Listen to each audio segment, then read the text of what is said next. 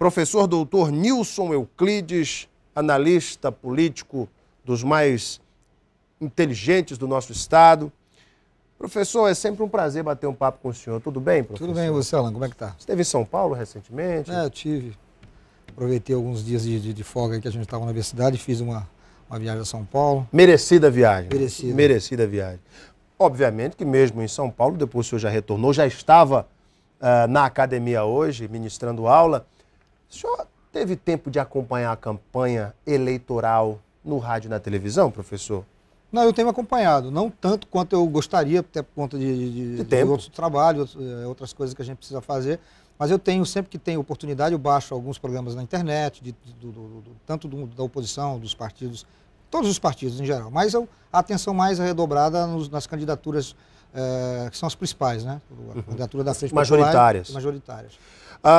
Alguma campanha, fala-se que a campanha eleitoral de TV, ela é uma espécie de termômetro do que virá nas urnas. Aquela campanha animada, que mostra muita força, que mostra que cativou o público, leva vantagem sobre aquela que patinou um pouco. De um modo geral, alguma campanha de TV o surpreendeu? Olha, eu achei interessante a campanha na Frente Popular, ela usou uma estratégia interessante. Eu vou dizer para você que eles optaram a fazer... existe uma ruptura, né? A gente vem falando isso aqui nas análises que a gente tem feito, verdade, de que há um certo cansaço do grupo que governa o Estado há 14 anos, você tem uma prefeitura que está 8 anos na Frente Popular também.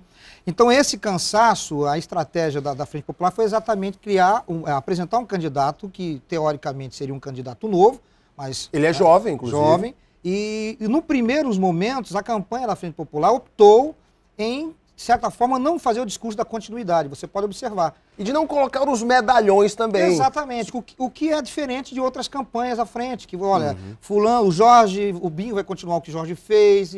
Hoje, a campanha do Marcos, ela no primeiro momento, ela tem essa ruptura, é como se fosse uma pessoa nova, sem laços com os políticos anteriores, com as lideranças da Frente Popular, num primeiro momento. Agora, da metade para o final, a gente verifica que já são essas pessoas que coordenam, que comandam os grandes nomes da frente começam a aparecer. Mas aí, a candidatura do Marcos Alexandre já está consolidada em torno daquilo que a gente falou, 30%, 30 e poucos por cento. Então... foi a estratégia correta, em sua opinião? Olha, eu acho que eles acertaram na estratégia. Acertaram, sim. Pois é, a gente antigamente via muita participação do presidente Lula nas campanhas majoritárias no Acre, seja para governo, para prefeitura. O presidente deu uma sumida até porque não é mais o presidente do Brasil. Mas a gente também não viu Dilma pedindo voto também para candidaturas aqui, como ela está empenhada em São Paulo, etc. E aí, o que o senhor pensa disso? Eu assisti, eu ouvi um pronunciamento da presidenta falando do Marcos, isso eu ouvi, mas é pouco. Não é uma coisa massificada. Não houve assim, uma participação maciça mesmo na presidência. Agora, no finalzinho aí, dos 10 últimos dias, eu ouvi alguma coisa. Agora, eu acho que até o presidente Lula não é mais presidente, né? E também teve toda essa questão da doença e ele está muito preocupado em levar o Fernando Haddad para o segundo turno em São Paulo. Então, eu acho que isso, de certa forma, retira o presidente de alguns palanques. Aqui no Acre, obviamente, seria um desses palanques. Ele está muito preocupado com Recife, Fortaleza, Salvador e São Paulo, Rio de Janeiro. E a oposição? Alguma coisa chamou a sua atenção na campanha de TV da oposição? Olha, eu fiquei um pouco decepcionado com a campanha. Eu achei que o Fernando Melo e o PMDB apresentariam uma campanha e um discurso um pouco mais agudo, mais agressivo de oposição, e me parece que entre fazer esse discurso mais incisivo, eles optaram por fazer um discurso soft, vamos chamar assim. O slogan da campanha. Manter o que está bom, melhorar o que está mal feito. Já diz a que veio, né? Quer dizer, não vamos fazer tantas mudanças assim, porque tem muita coisa boa. Seria por conta dessa cara de Fernando Melo ligado ao PT? Terá sido por isso, não? Olha, eu não conheço os meandros da estratégia política do PMDB, mas eu acredito que eles optaram em não apresentar o Fernando Melo como aquele oposicionista raivoso contra tudo, porque isso também ficaria mal para ele, porque até o ano passado ele era da frente. Então, eles optaram em fazer um discurso que é um discurso que apresenta alguma coisa nova, mas ao mesmo tempo também não diz que tudo que foi feito está errado, mesmo porque ele participou. E Bocalhon, o surpreendeu em algum aspecto positivo ou negativo, não? Olha, eu acho que o grande problema do PSDB, e eu acredito que, primeiro que a oposição talvez tenha subestimado a capacidade que o governo teria de apresentar seu candidato. Eu acho que a primeira avaliação equivocada foi essa. A oposição, se tinha o projeto de levar, por exemplo, num primeiro turno essa eleição, deveria ter saído bem mais unida e bem mais fechada, um discurso mais contundente, com uma candidatura mais reforçada. Daí eu acho que PSDB e PMDB poderiam ter optado por uma candidatura única. Não fizeram. Talvez até acreditando que o governo não teria força suficiente para levar o candidato a 30% de voto numa eleição para o segundo turno. Eu acho que houve um erro de avaliação. Por outro lado, a campanha do Bocalão, ela vem numa tocada que ele vem de 10 anos para cá, de 8 anos para cá. Não mudou muito. No começo, eu acho que eles erraram um pouco o tom, parece que a coisa não ficou muito como queria, mas eles melhoraram. Eu assisti os últimos programas, eu acho que eles optaram em fazer críticas bem contundentes à presença do candidato, mostrando o que está errado, o que se pode fazer. Agora, eu acho que ainda pouco se explorou por parte do PSDB, do Tião Bocalon, que existe um prefeito que é do PT e que o candidato do PT está fazendo um discurso como se o prefeito não fosse do PT. Ele apresenta proposta de governo e ignora que tem 8 anos de governo aí, e tudo que ele está apresentando de novo, que diz que vai construir em 4 anos, o que está aí há 8 não fez. Mas, ao mesmo tempo, tece elogios quando o prefeito aparece. Então, eu acho que há um espaço para a candidatura do Bocalon atacar. É preciso colocar o eleitor de frente com isso. Faltou estratégia, faltou perceber essas deixas. Eu acho que isso foi tudo derivado de uma certa tranquilidade que a oposição achou que ia encontrar na campanha. E se deram, até um certo ponto, se deram mal nisso, porque né? Que não tem campanha tranquila no Acre. Não existe, principalmente quando você tem um candidato do governo por trás. Um candidato do governo, ele é sempre um candidato forte, mesmo que ele não vença as eleições. Então eu acho que quando perceberam que a coisa não era tão fácil quanto parecia, quanto esperavam, aí há que se fazer os acertos na campanha, eles estão procurando fazer isso. Eu acho que a campanha do Bocalon deu uma melhorada, mas por outro lado também cresceu-se a simpatia do candidato da frente. É inegável. A máquina do governo... E as pesquisas dizem isso. Aí entra uma questão altamente polêmica, professor. E o senhor é uma pessoa de grande integridade, imparcialidade, para nos dizer o que o senhor pensa. E as pesquisas, professor? O que o senhor pensa dessas pesquisas que tanta gente condena de um lado e de outro, diz que uma é armada, não sei o que. E o senhor, o que o senhor pensa disso? Olha, eu vou me ater aos dados e as séries históricas. Se nós pegarmos as últimas 3 eleições, o Ibope errou todas. Isso é verdade. Então, se a gente for... Vamos nos basear historicamente. Bom, se nas últimas 3 eleições o Ibope errou, e errou acima de 5 pontos em alguns casos, então a gente tem que considerar que o que está se apresentando aí, eu não gosto de fazer o discurso de que, por exemplo, houve má intenção. Eu acho que o Ibope, eu prefiro acreditar, e acredito nisso, que o Instituto ainda não percebeu que aqui, no estado do Acre, as coisas são diferentes.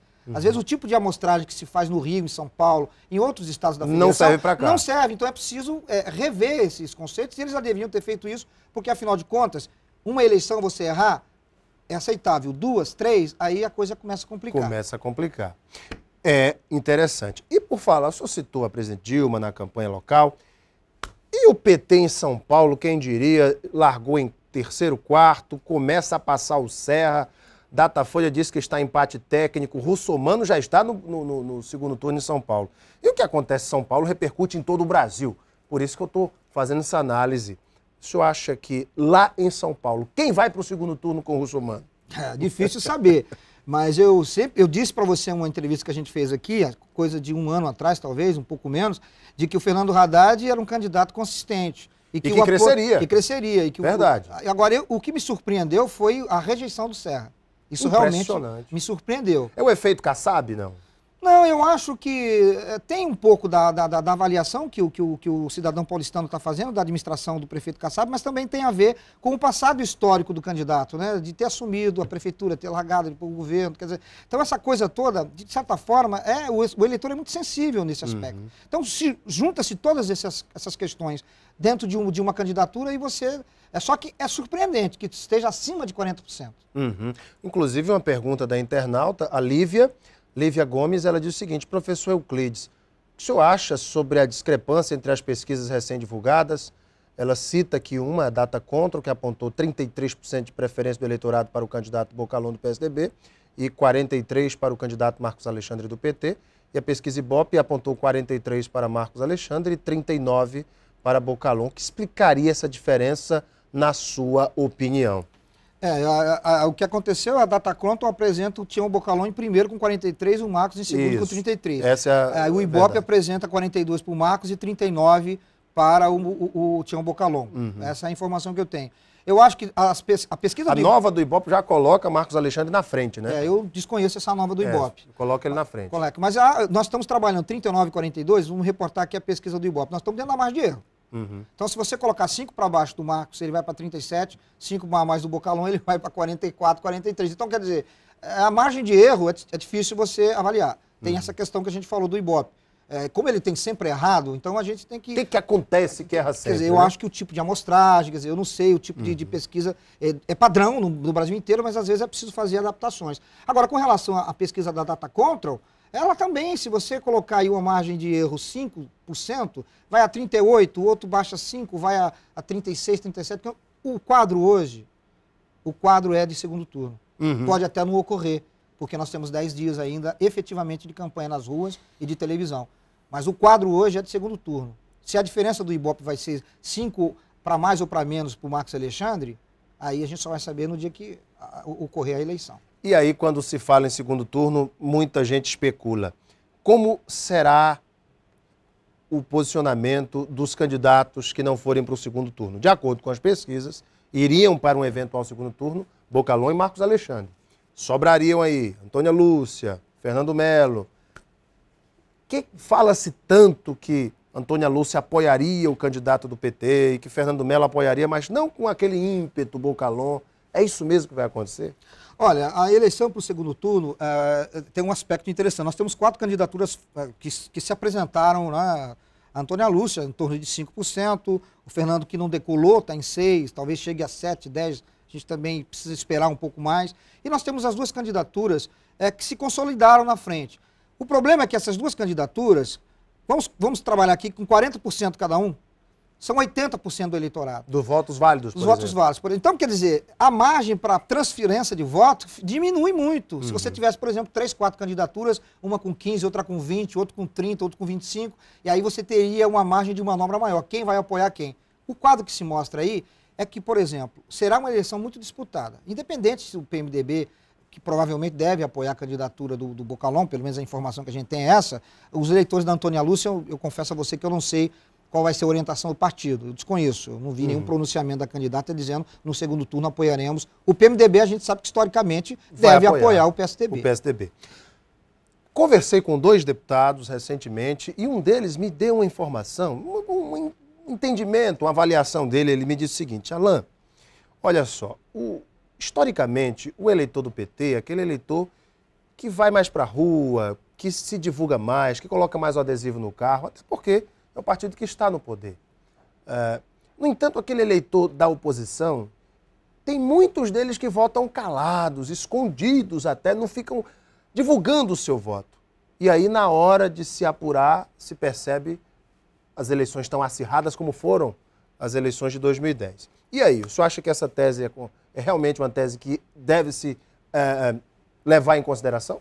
Não, essa questão do volume da campanha, o volume de campanha da Frente Popular, ele sempre foi maior e sempre vai ser maior enquanto você tiver esse grupo e o governo. Se ocorrer uma alternância de poder, você vai verificar que nas próximas eleições, caso a oposição venha a ganhar a prefeitura ou fazer o governo, você vai ver que a coisa vai inverter. Então isso é natural. Você tem uma militância profissionalizada dentro do PT, que é histórico isso. A militância do PT já foi melhor, né? Há tempos atrás, mais voluntariosa. Hoje ela é muito carregada e muito incentivada por as distribuições de cargo que a gente sabe que existem. Então, tem muita gente que, eu não gosto de usar essa expressão, obrigada a adesivar o carro, mas até por conta de estarem ocupando cargo, de estarem desenvolvendo atividades dentro de um governo. É salutar que adesiva. Eu acho que é natural, eu respeito, eu acho que isso não tem nada demais. Você está trabalhando no governo e apoiar esse governo.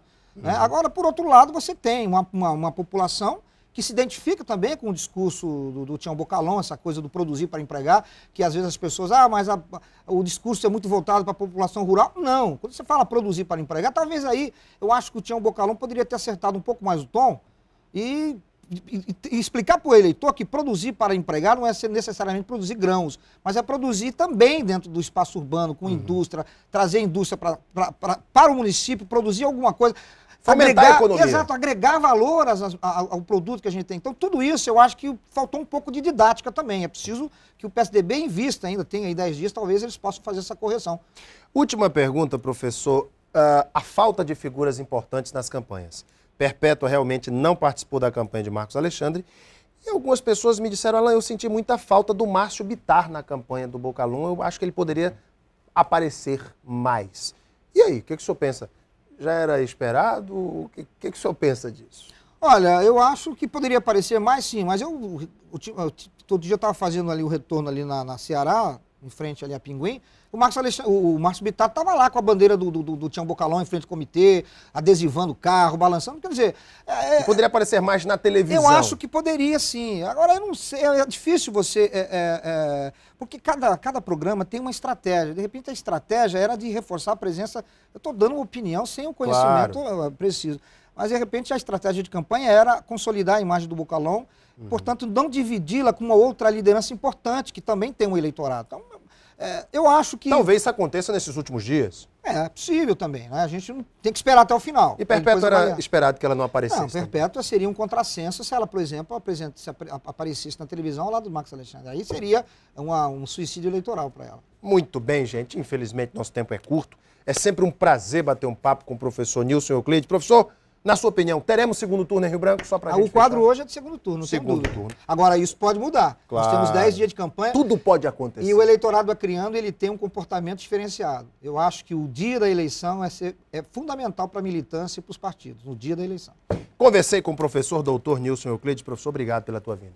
Sucesso. Prazer. Um abraço. Daqui a pouquinho nós voltamos para a sequência do programa. Fique conosco. Até já.